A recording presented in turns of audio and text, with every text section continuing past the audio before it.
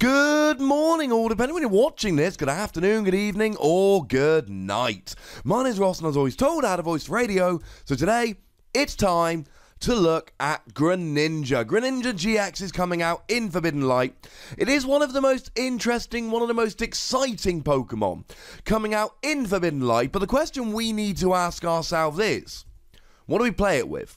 Because I personally don't think Quad Greninja is good enough. Plus, it's a Stage 2, and we don't really play Stage 2s on their own, because if you don't hit the candy in Stage 2, then you kind of lose. Now, there is an exception to this, of course. Gardevoir is generally played on its own. But then again, Gardevoir tends to play quite a heavy Octillery line, and it tends to play Alolan Vulpix to get set up. And it plays Gallade as well as an alternate attacker, because it's a same Stage 2 line. So that's about the only exception. The thing is, Gardevoir's got an amazing ability and a ridiculously good attack. Greninja, unfortunately, cannot boast that. What it can boast is a ridiculous ability. So what we have here is we basically have Frogadier and Greninja, and they are reprints of Golbat and Crobat. When you evolve up into Frogadier, you get to put 2 damage counters on one of your opponent's Pokemon. When you evolve up into Greninja, you get to put 3 damage counters on one of your opponent's Pokemon. Now, some people have said, you know what? Golbat was amazing, Greninja will be amazing too. It is worth noting there are 2 very important differences between Greninja and Golbat. Firstly, Golbat gave up 1 prize, Greninja gives up 2. Secondly, Crobat has free retreat. That is incredibly good and not to be sniffed at. Now, quick side note before we start, play the 70 HP Froakie. I know the 50 HP one has got Frubbles, which means it can free retreat if it's got water energy attached. And I know that the one from Breakpoint has got Bubbles, so you can paralyze your opponent. No, ladies and gentlemen, you play the 70 HP Froakie, especially in a format where Buzzwole is running around doing 30 to the bench. You need to be able to survive. So Greninja here's got an amazing ability, especially combined with Frogadier, but unfortunately the attacks aren't particularly amazing. The GX attack doing 130 to one of your opponent's Pokemon is just one of the worst GX attacks we've had. And I like K-Slash, 110 damage, and then you can shuffle it and all cards attached to it into your deck. Decent amount of damage, especially when combined with the ability, but then also you shuffle it into your deck so you can reuse Frogadier's ability, you can reuse Greninja's ability. And you can use double colourless energy here, and you can use Aqua Patch, but honestly, it's just a little bit too slow, having to constantly get your Stage 2s, and that's the other thing here. You don't want to use Rare Candy in this deck, you've got to be evolving up manually, so we need other Pokemon while we're doing it. You should be firing off a few Hay Slashes during the game. Partly because it does 110, which is good. Partly because it hits water weakness against stuff like Volcanion, which is good. And partly because it gets Frogadier and Greninja back into your deck to reuse the ability. Now, a couple of quick things before we look at the partners. Don't forget you've got Brooklet Hill here. Brooklet Hill is going to be extremely useful because you can search out all of your Froakies and get them on the bench. And we can't use the old Frogadier. I mean, firstly, it doesn't have the ability, so you're not getting the extra damage down. But secondly, this Frogadier is when you evolve from your hand, so the old Frogadier won't actually let you have the ability, and it's just not good enough if you get all your Frogadier out and then just get the damage off Greninja. You've got to evolve up the manual and old-fashioned way. So if we're playing Brooklet Hill, the first one to probably mention here is Buzzwole. It's a fighting Pokemon, so it can be used with Brooklet Hill.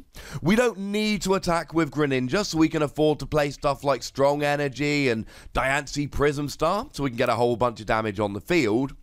And it kind of fits the theme. I mean, with a Strong Energy and a Diancie Prism Star, you're doing 70 with Jet Punch, plus 30 to the bench, and then you're spreading all your damage round with Frogadier and Greninja. You'll get a lot of damage on the field very quickly here. And it is a basic Pokemon, which is very important because you need speed with your other attacker. Greninja's got a really nice ability and eventually a really good attack, but it's too gosh darn slow. We can't rely on it. So what you really want is something like Buzzwole to come around that's actually got the speed to be able to take advantage of this.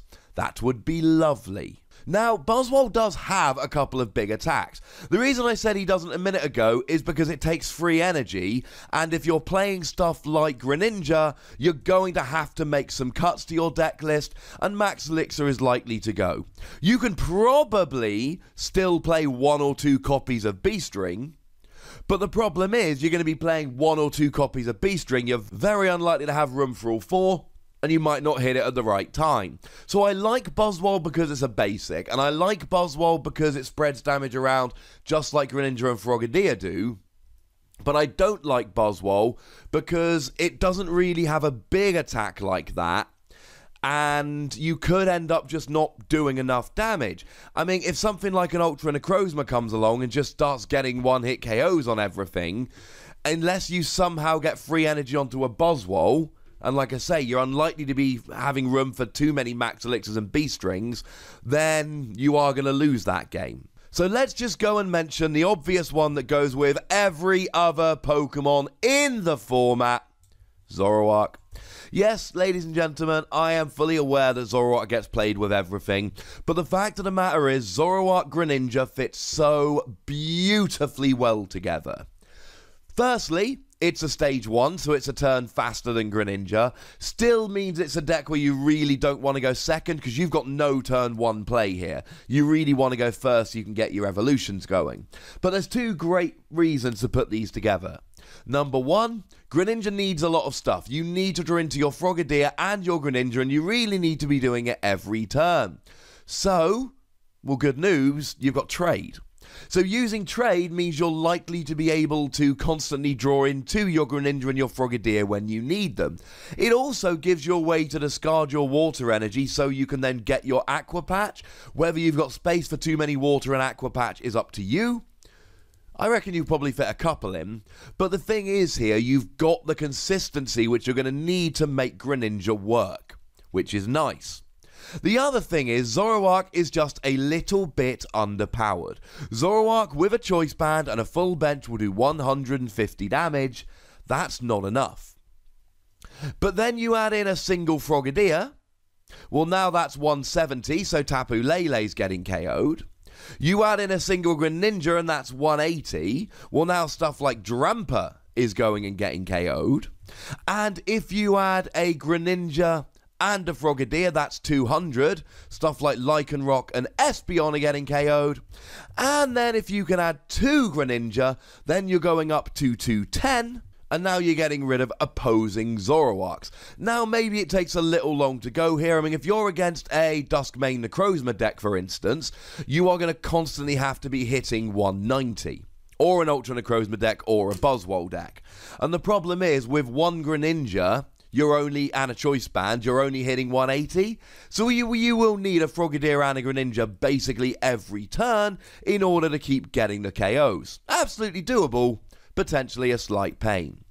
Possibly my favourite partner though is Glaceon-GX. Being a water Pokemon, it can use Aqua Patch, although it can't use Brooklet Hill because it evolves from Eevee, but we're totally fine with that because Eevee's got energy evolution. You attach your water energy and you can immediately evolve up into Glaceon. And this is very important because, you know what? You need a turn 1. We keep talking about how this Greninja is just a little bit slow and how you need some kind of turn 1 play. This gives you that turn 1 play. What it also does is slow your opponent down. The main reason to play Glaceon is because of the ability, which stops your opponent using EX and GX abilities with Freezing Gaze. So what you do here is you bring out your Glaceon, hopefully on turn 1. Remember, you can go first. If you evolve the Eevee using a water energy and the ability and then get it in the active, your opponent, no turn 1 Tapu Lele, no abilities for the game. I mean, they'll still have abilities on stuff like Malamar, but they won't have abilities on stuff like Zoroark. So that seems alright to me. And if you can get it going early enough, you lock your opponent out the game, you slow them down. And of course, once you slow your opponent down, then you've got time to get your Greninjas and your Frogadiers out, and if your opponent doesn't draw out of it without using abilities, by the time they get going, you're going to have too good a board state. The attack is the same cost as Greninja, meaning you're going to be playing double colorless energy if you're playing Glaceon, and you're going to be playing water energy, so you're absolutely going to have access to a Greninja's attacks here, which is quite nice. And also, you do 90 to the active, 30 to the bench. So if your opponent benches a 60 HP Pokemon, maybe a Zorua, maybe a Routes for instance, then what you can do is just evolve into a Greninja, do 30 to the bench, and then immediately Glaceon Frost Bullet to do 30 and get the KO. Side note, this same thing will work with Buzzwole, but because you're giving your opponent access to abilities if you're playing Buzzwole, there is a chance your opponent will set up. The whole point here with Glaceon and Greninja is you stop your opponent setting up, and then while they're struggling to set up, then you pick off all of their basics and you win.